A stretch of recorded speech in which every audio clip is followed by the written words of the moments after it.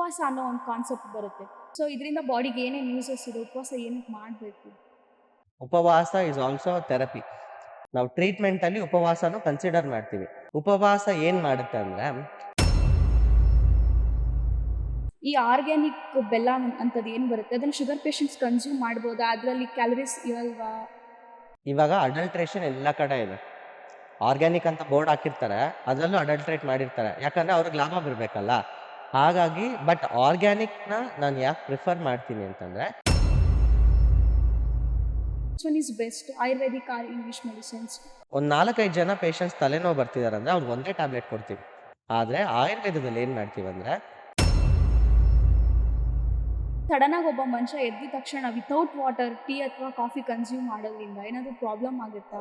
ಬೆಳಗ್ಗೆ ಹೊತ್ತು ನೀವು ಕಾಫಿ, ಟೀ ಬರೀ ಹೊಟ್ಟೆಲಿ, ಖಾಲಿ ಹೊಟ್ಟೆಲಿ ಕುಡಿಯೋದು ಒಳ್ಳೇದಲ್ಲ. ಯಾಕಂತಂದ್ರೆ,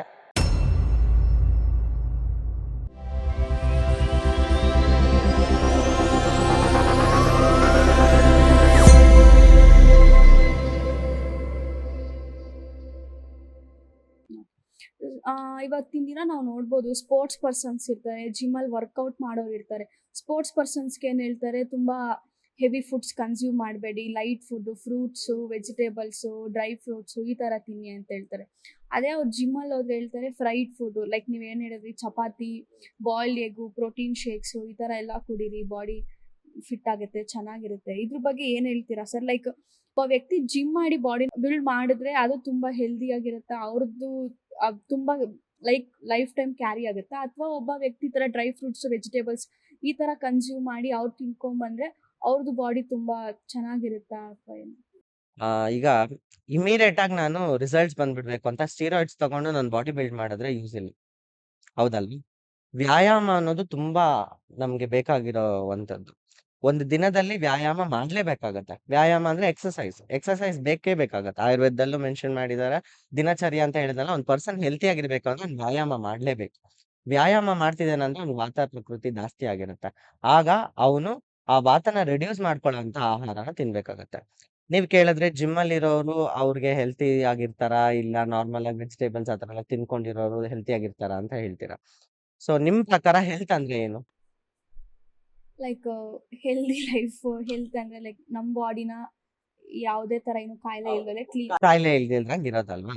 ಸೊ ನಿಮ್ಗೆ ಫಿಟ್‌ನೆಸ್ ಮ್ಯಾಟರ್ ಆಗುತ್ತಾ? ಇಲ್ಲ ಹೆಲ್ತಿ ಆಗಿರೋದು ಮ್ಯಾಟರ್ ಆಗುತ್ತಾ? ಹೆಲ್ದಿಯಾಗಿರೋದು ಮ್ಯಾಟರ್ ಆಗುತ್ತೆ, ಫಿಟ್ನೆಸ್ಸು ಮ್ಯಾಟರ್. ಏನಂದ್ರೆ ಈಗ ಒಂದು ಪರ್ಸನ್ ಹೆಲ್ತಿ ಆಗಿದ್ದಾನೆ ಅಂತ ಅನ್ನೋದಾದ್ರೆ, ಅವನ ವ್ಯಾಯಾಮ ಪ್ರತಿದಿನ ಮಾಡ್ಬೇಕಾಗತ್ತಾ? ನನಗೆ ಸಿಕ್ಸ್ ಪ್ಯಾಕ್ ಇರ್ಬೇಕು, ನನ್ ಮಸಲ್ಸ್ ಇರ್ಬೇಕು ಆ ತರ ಇಲ್ಲ.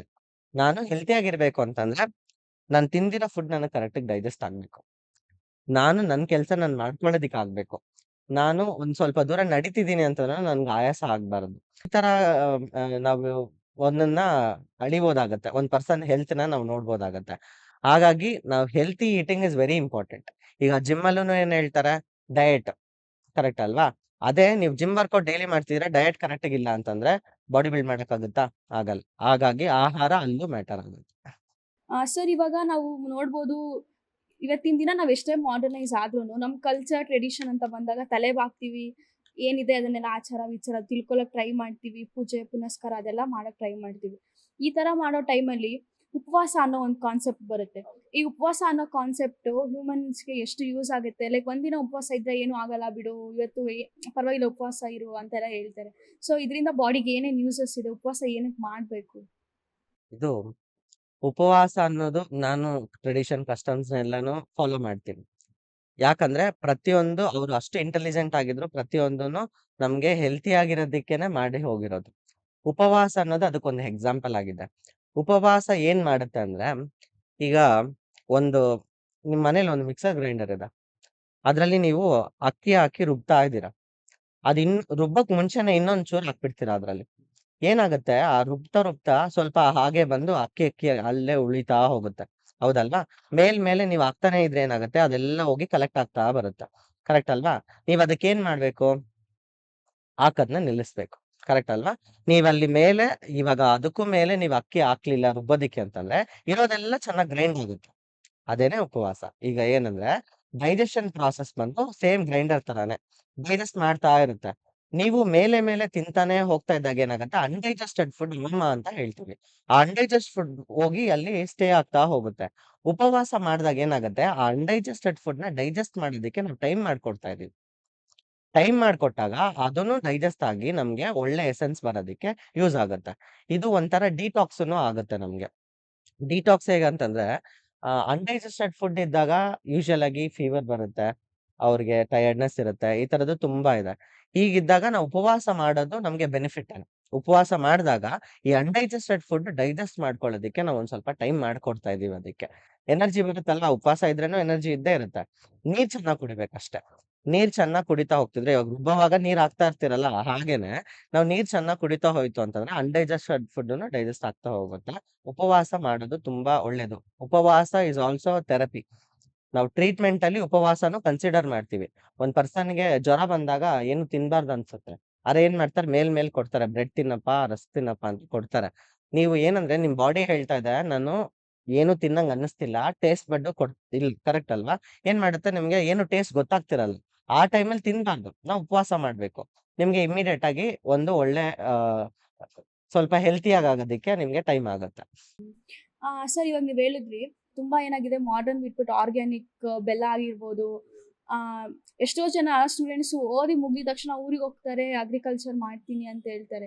ಈ ಆರ್ಗ್ಯಾನಿಕ್ ಬೆಲ್ಲ ಅಂತದ್ ಏನ್ ಬರುತ್ತೆ ಅದನ್ನ ಶುಗರ್ ಪೇಷಂಟ್ಸ್ ಕನ್ಸ್ಯೂಮ್ ಮಾಡ್ಬೋದಾ? ಅದ್ರಲ್ಲಿ ಕ್ಯಾಲರೀಸ್ ಇರಲ್ವಾ? ಅದ್ರಲ್ಲಿ ಇರಲ್ಲ ಅಂತ ಹೇಳಕ್ಕಾಗಲ್ಲ. ಆದ್ರೆ ಏನಂದ್ರೆ the way it is processed ಇವಾಗ ಅಡಲ್ಟ್ರೇಷನ್ ಎಲ್ಲಾ ಕಡೆ ಇದೆ. ಆರ್ಗ್ಯಾನಿಕ್ ಅಂತ ಬೋರ್ಡ್ ಹಾಕಿರ್ತಾರೆ. ಅದ್ರಲ್ಲೂ ಅಡಲ್ಟ್ರೇಟ್ ಮಾಡಿರ್ತಾರೆ. ಯಾಕಂದ್ರೆ ಅವ್ರಿಗೆ ಲಾಭ ಬರ್ಬೇಕಲ್ಲ.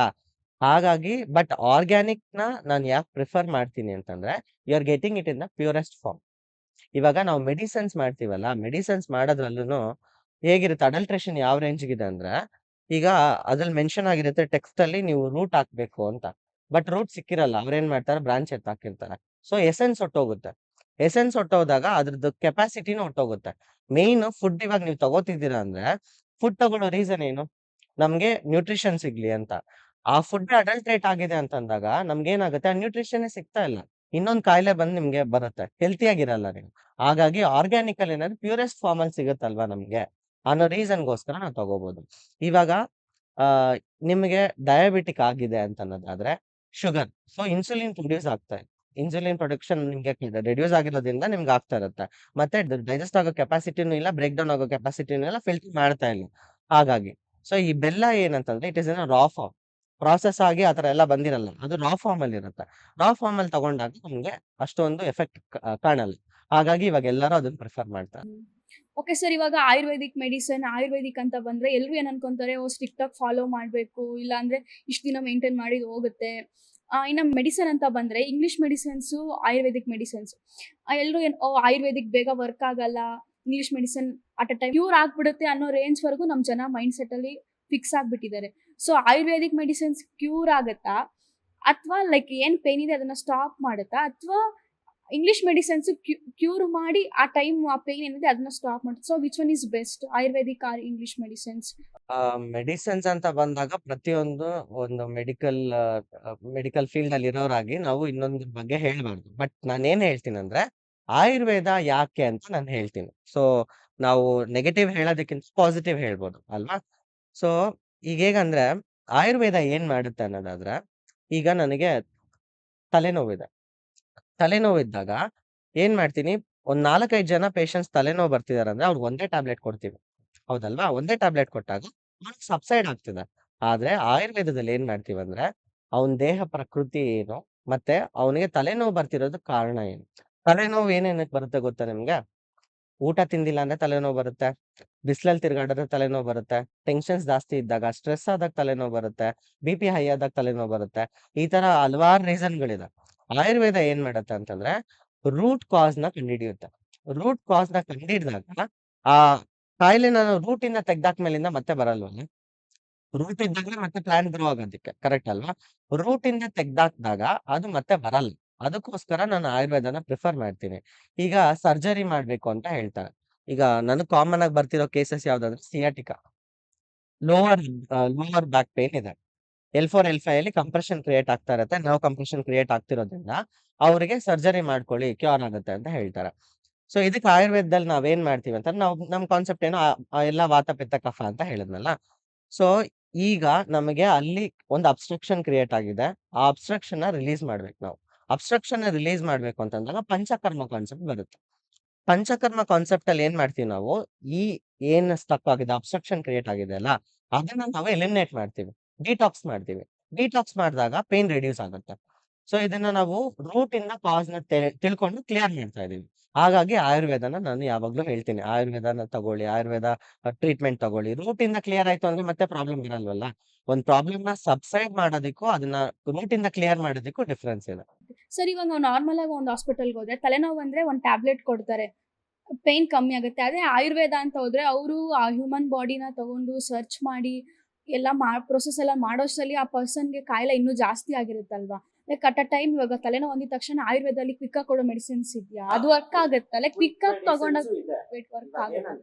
ತಲೆನೋವು ಅಂತ ಬಂದ್ರೆ ನಾನು ಆಯುರ್ವೇದ ಡಾಕ್ಟರ್, ನಾನು ಕೂತಿದ್ದೀನಿ, ನೀವು ಬರ್ತೀರಾ. ನಾನು ನೀವ್ ಹೇಳಿದ್ರಿ ನಾನು ನಿಮ್ಮನ್ನ ಅನಲೈಸ್ ಮಾಡೋದಕ್ಕೆ ಟೈಮ್ ಹಿಡಿಯುತ್ತೆ ಇದೆಲ್ಲ ಹೇಳಿದ್ರಿ. ಎಷ್ಟು ವಾರ ಮಾಡ್ತೀನಿ ನಾನು? ನಾನು 1 ಅವರಲ್ಲಿ ನಿಮ್ನ ಅನಲೈಸ್ ಮಾಡ್ತೀನಿ. ನಿಮ್ ದೇಹ ಪ್ರಕೃತಿನ ಅನಾಲಿಸಿಸ್ ಚಾರ್ಟ್ ಇದೆ ನಮ್ಮ ಹತ್ರ. ಅನಾಲಿಸಿಸ್ ಚಾರ್ಟ್ ಅಲ್ಲಿ ಕೂತ್ಕೊಂಡು ಹೇಗಂದ್ರೆ, ನೀವ್ ಎಷ್ಟ್ ತಿಂತೀರಾ? ನಾನ್ ಕೇಳ್ತೀನಿ ನಿಮ್ ಹತ್ರ. ಪ್ರಶ್ನೆ ಕೇಳ್ತಾ ಹೋಗ್ತೀನಿ. ನೀವ್ ಎಷ್ಟ್ ತಿಂತೀರಾ? ನೀವು ಏನ್ ತಿಂತಿದ್ದೀರಾ? ಮತ್ತೆ ನಿಮ್ಮ ಸ್ಲೀಪ್ ಹೇಗಿದೆ? ನಿಮ್ ಬೊವೆಲ್ ಹೇಗಿದೆ? ನೀವು ಮೋಷನ್ಸ್ ಎಲ್ಲ ಕರೆಕ್ಟ್ ಆಗ್ತಿದ್ಯಾ? ಇದನ್ನೆಲ್ಲ ನಾವು ಕಂಡಿಡಿಯಕ್ಕೆ ಎಷ್ಟು ಅರ್ಧ ಗಂಟೆ ಆಗುತ್ತೆ. ಅರ್ಧ ಗಂಟೆ ಅಷ್ಟೇ ಅಲ್ವಾ? ಅನಲೈಸ್ ಮಾಡೋದಕ್ಕೆ ಅರ್ಧ ಗಂಟೆ ಅಷ್ಟೇ ಬೇಕಾಗತ್ತೆ. ನಾವ್ ತಿಳ್ಕೊಂಡು ಇಮಿಡಿಯೇಟ್ ಆಗಿ ನಾವ್ ಒಂದ್ ಟ್ಯಾಬ್ಲೆಟ್ ಕೊಡ್ತೀವಿ. ಸೊ ಅದೇನಂದ್ರೆ ನಿಮ್ ಪೇನ್ ನ ರಿಡ್ಯೂಸ್ ಮಾಡೋದಕ್ಕೆ ಟ್ಯಾಬ್ಲೆಟ್ ಕೊಡ್ತೀವಿ. ಆಯುರ್ವೇದದಲ್ಲಿ ಇಮಿಡಿಯೇಟ್ ಆಗಿ ಕ್ಯೂರ್ ಆಗಂತ ಮೆಡಿಸಿನ್ಸು ಇದೆ. ಓಕೆ ಸರ್, ಇವಾಗ ಆಯುರ್ವೇದ ಅಂತ ಬಂದ್ರೆ ನಾವೇನ್ ಅನ್ಕೊಂತೀವಿ, ಯಾವ್ದೋ ಬೆಟ್ಟದ ಮೇಲೆ ಹೋಗ್ತಾರೆ, ಹಿಮಾಲಯಾಗ ಹೋಗ್ತಾರೆ, ಅಲ್ಲಿಂದ ಗಿಡಮೂಲಿಕೆಗಳು, ಎಲೆಗಳು ಇದನ್ನೆಲ್ಲ ತಗೊಂಡ್ಬಂದು ಅದನ್ನ ಕುಟ್ಟಿ ಬೇಯಿಸಿ ಅದರಿಂದ ರಸನ ತೆಗೆದು ಆಯುರ್ವೇದ ಮೆಡಿಸನ್ ಆಗಿ ಕನ್ವರ್ಟ್ ಮಾಡ್ತಾರೆ ಅಂತ. ಇದು ಎಷ್ಟು ಮಟ್ಟಿಗೆ ನಿಜ? ಲೈಕ್ ಲೋಕಲ್ ಅಲ್ಲಿ ಇವಾಗ ನಾವು ಒಂದು ರೂರಲ್ ಸೈಡ್ ಒಂದು ಹಳ್ಳಿಗೆ ಹೋಗಿ ನೋಡ್ಬೋದು, ಅಲ್ಲೂ ಯಾವ್ದಾದ್ರು ಗಿಡ ಅದು ಇದು ಎಲ್ಲ ಇರುತ್ತೆ, ಲೈಕ್ ಅದ್ರಲ್ಲೂ ಆಯುರ್ವೇದ ಮೆಡಿಸಿನ್ಸ್ ಇರುತ್ತಾ, ಅಥವಾ ಹಿಮಾಲಯಾಗೆ ಹೋಗಿ ತಗೊಂಡ್ಬಂದು ಆಯುರ್ವೇದಿಕ್ ಮೆಡಿಸಿನ್ಸ್ ನ ಪ್ರಿಪೇರ್ ಮಾಡ್ತಾರಾ? ಇದಕ್ಕೆ ಈಗ ಇಂಗ್ಲಿಷ್ ಮೆಡಿಸಿನ್ಸ್ ಪ್ರಿಪೇರ್ ಆಗೋ ಮೆಥಡ್ ಗೊತ್ತಿದ್ಯಾ ನಿಮ್ಗೆ? ಮಾಡರ್ನ್ ಮೆಡಿಸಿನ್ಸ್ ಇಲ್ಲ ನಾವು ಟ್ಯಾಬ್ಲೆಟ್, ಒಂದು ನಾರ್ಮಲ್ ಟ್ಯಾಬ್ಲೆಟ್, ನಾರ್ಮಲ್ ಆಗಿ ಡೋಲೋ 650 ತಗೊಂತೀರಾ. ಪ್ರಿಪೇರ್ ಆಗೋದು ಹೇಗೆ ಅಂತ ಗೊತ್ತಿದ್ಯಾ? ಅದ್ರಲ್ಲಿರೋ ಕಾನ್ಸ್ಟಿಟ್ಯೂಯೆಂಟ್ಸ್ ನೀವು ತಗೊಂಡಾಗ ಅದ್ರಲ್ಲಿ ಕೆಲವೊಂದು ನಾನು ಡೋಲೋ 650 ಅಂತ ಮೆನ್ಷನ್ ಮಾಡಿದ್ದು ಜಸ್ಟ್ ನಾರ್ಮಲ್ ಆಗಿ ಗೊತ್ತು ಅನ್ನೋದಕ್ಕೆ ಎಕ್ಸಾಂಪಲ್. ಆದ್ರೆ ಟ್ಯಾಬ್ಲೆಟ್ಸ್ ಅಂತ ತಗೊಂಡಾಗ ಏನಾಗುತ್ತೆ, ಎಲ್ಲ ಒಂದ್ ಕಡೆಯಿಂದ ಎಕ್ಸ್ಟ್ರಾಕ್ಟ್ ಆಗಿರೋದನ್ನೇ. ಆ ಪರ್ಟಿಕ್ಯುಲರ್ ಕಾಂಪೋನೆಂಟ್ ಏನ್ ಬೇಕಿದೆಯೋ ಅದನ್ನ ನಾವ್ ಎಕ್ಸ್ಟ್ರಾಕ್ಟ್ ಮಾಡ್ತೀವಿ. ಆ ಎಂಜೈಮ್ ನ ಎಕ್ಸ್ಟ್ರಾಕ್ಟ್ ಮಾಡಿ ನಾವ್ ಮಾಡ್ತಾ ಇರೋದು. ಸೊ ಅದಕ್ಕಂತ ನೀವು ಫಾರ್ಮಸಿಯಲ್ಲಿ ಬರ್ತಿರೋ ಟ್ಯಾಬ್ಲೆಟ್ಸು ಅಲ್ಲಿಂದಾನೇ ಬರ್ತಿದ್ಯಾ, ನಾವ್ ಅಲ್ಲೇ ಅವ್ರು ಎಕ್ಸ್ಟ್ರಾಕ್ಟ್ ಮಾಡಿ ಬರ್ತಿದ್ಯಾ ಅಂತ ನಾವ್ ರಿಸರ್ಚ್ ಮಾಡೋದು ಅಲ್ವಾ? ಅದೇ ತರನೇ ಈಗ ಆಯುರ್ವೇದಿಕ್ ಫಾರ್ಮಸಿಸ್ ಇದೆ. ನಾನ್ ನಿಮಗೆ ಟ್ಯಾಬ್ಲೆಟ್ ಬರಿತಿದ್ದೀನಿ ಆಯುರ್ವೇದ ಮೆಡಿಸಿನ್ ಕೊಡ್ಬೇಕು ಅಂದ್ರೆ, ನಾನ್ ಹಿಮಾಲಯಕ್ಕೆ ಹೋಗಿ ತಗೊಂಬಂದ್ ಮಾಡೋ ಅವಶ್ಯಕತೆ ಇಲ್ಲ. ಅಲ್ಲಿಂದ ತರ್ಸಿ ಮಾಡಿ ಪ್ರೊಡಕ್ಷನ್ ಮಾಡೋ ಕಂಪನೀಸು ಇದೆ. ಆ ಪ್ರೊಡಕ್ಷನ್ ಮಾಡಿರೋದ್ನ ನಾವು ಟ್ಯಾಬ್ಲೆಟ್ ಫಾರ್ಮ್ ಅಲ್ಲಿ ಕನ್ವರ್ಟ್ ಮಾಡಿ ಇಟ್ಕೊಂಡಿದೀವಿ. ನಮ್ಮ ಹತ್ರನು ಟಾನಿಕ್ಸ್ ಇದೆ. ನಾವು ಟ್ಯಾಬ್ಲೆಟ್ಸ್ ಕೊಡ್ತೀವಿ. ಪ್ರತಿಯೊಂದು ನಮ್ಮಲ್ಲೂ ಇದೆ.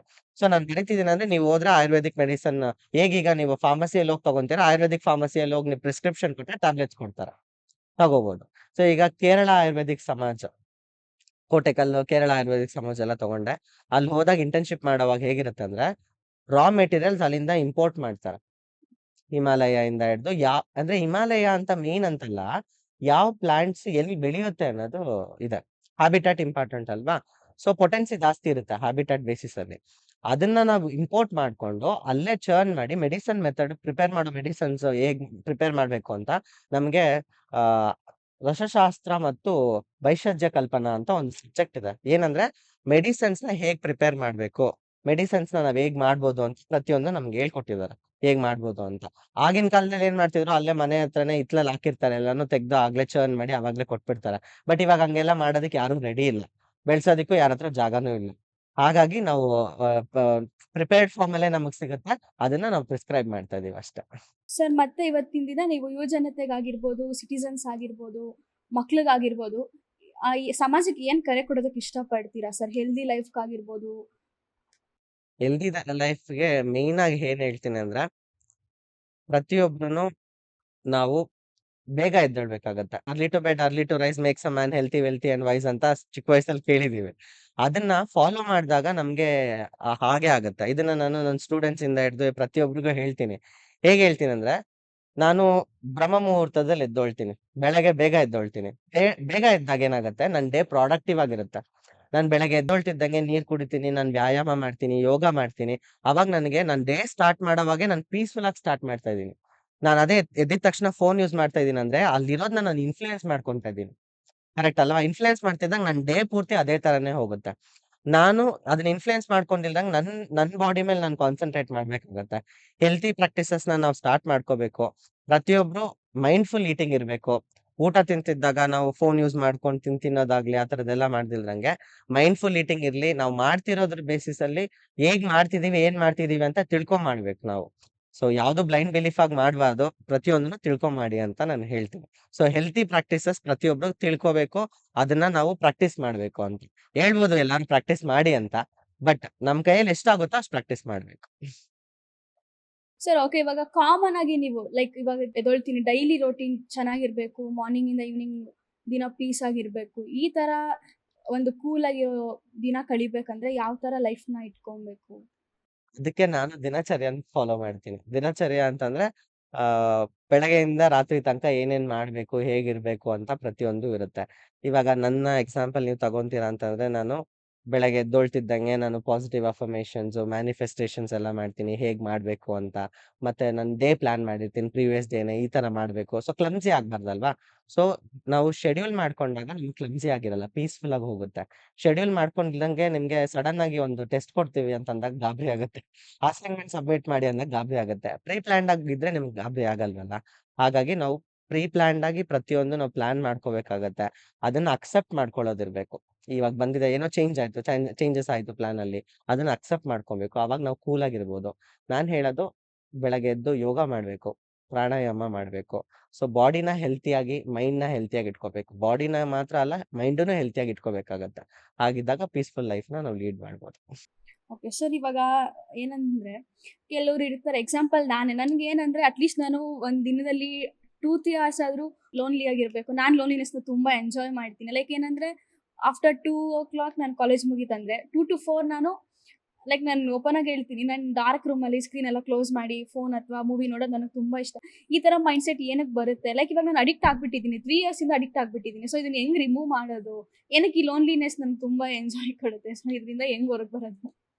ಪ್ರತಿಯೊಬ್ಬರಿಗೂ ಅವ್ರದ್ದೇ ಆದ ಇಂಟ್ರೆಸ್ಟ್ ಇರುತ್ತೆ. ಪ್ರತಿಯೊಬ್ಬರಿಗೂ ಇವಾಗ ನನಗೆ ಲೋನ್ಲಿನೆಸ್ ಇಷ್ಟ ಆಗಲ್ಲ. ನನಗೆ ಜನದ ಜೊತೆನೇ ಇರ್ಬೇಕು. ನನಗೆ ಒಬ್ನೇ ಇರೋದಕ್ಕೆ ಇಷ್ಟ ಆಗಲ್ಲ. ಯಾಕಂದ್ರೆ ಪ್ರೈವಸಿ ಇದ್ದಷ್ಟು ನೆಗೆಟಿವ್ ಥಾಟ್ಸ್ ಜಾಸ್ತಿ ಆಗುತ್ತೆ. ನನಗೆ. ನನ್ನ ಪ್ರಕಾರ ಹೌದು. ಅದು ಇದೆ ಆಕ್ಚುಲಿ. ಅದೇ ಹೇಳಿದ್ನಲ್ಲ ಒಬ್ಬೊಬ್ಬರು ಮೈಂಡ್‌ಸೆಟ್ ಅವ್ರ ಮೇಲೆ ಡಿಫರ್ ಆಗುತ್ತೆ. ಇವಾಗ ನೀವು ಮೂವೀಸ್ ನೋಡ್ತಾ ಇದ್ದೀರಾ ಹಾಗೆ ಅಂತ. ನೀವು ಕೂಲ್ ಟೈಮ್ ಎಂಜಾಯ್ ಮಾಡ್ತಿದ್ದೀರಾ, ನಿಮ್ಗೋಸ್ಕರ ಟೈಮ್ ಕೊಡ್ತಿದ್ದೀರಾ ಅಂದ್ರೆ fine. That is not an issue. ಮಾಡ್ಬೋದು. ತೊಂದ್ರೆ ಇಲ್ಲ. ಬಟ್ ಆದಷ್ಟು ಪಾಸಿಟಿವ್ ಆಗಿ ನಾವು ಯೋಚನೆ ಮಾಡ್ತಾ, ಮಾಡ್ತಾ ನಮ್ಗೆ ಹೇಗಾಗತ್ತಂದ್ರೆ ಪ್ರೊಡಕ್ಟಿವ್ ಆಗಿ ಯೋಚನೆ ಮಾಡ್ಬೇಕು. ಈಗ ನೀವು ಸ್ಟಡೀಸ್ ಮಾಡ್ತಿರೋದ್ರಿಂದ ನಿಮ್ಗೆ ಟೈಮ್ ಸಿಗ್ತಾ ಇದೆ. ನೀವು ವರ್ಕ್ ಪ್ರೊಫೆಷನ್ ಸ್ಟಾರ್ಟ್ ಮಾಡ್ಮೇಲಿಂದ ನೀವು ನನ್ಗೆ 2 ಇಂದ 4 ಹೋಗಿ ನಾನು ಸೆಪರೇಟ್ ಆಗಿ ಕೂತ್ಕೊಬೇಕು ಡಾರ್ಕ್ ರೂಮಲ್ಲಿ ಅಂದ್ರೆ ಆಗುತ್ತೆ. ಸೊ ಲೈಫ್ ಹೇಗಿದೆಯೋ ಅದ್ರ ಬೇಸಿಸ್ ಅಲ್ಲಿ ಚೇಂಜ್ ಆಗ್ತಾ ಹೋಗುತ್ತೆ. ಆ ಫೇಸ್‌ನ ಎಂಜಾಯ್ ಮಾಡಿ. ನಿಮ್ಗೆ ಆ ಟೈಮಲ್ಲಿ ನಿಮ್ಗೆ ಅನ್ನಿಸ್ತಿದೆ ನನಗೆ ಇವಾಗ ಎಂಜಾಯ್ಮೆಂಟ್ ಆಗ್ತಿದೆ, ನನಗೆ ಸಮಾಧಾನ ಅನ್ನಿಸ್ತಿದೆ ಅಂತ ಮಾಡಿ. Not an issue. But change ಆಗುತ್ತಲ್ಲ. ಇದು ಹಾಗೆ ಇರಲ್ಲ. ಅಡಿಕ್ಟ್ ಆಗಿದ್ದೀನಿ ಅಂತಿದ್ದೀರಾ.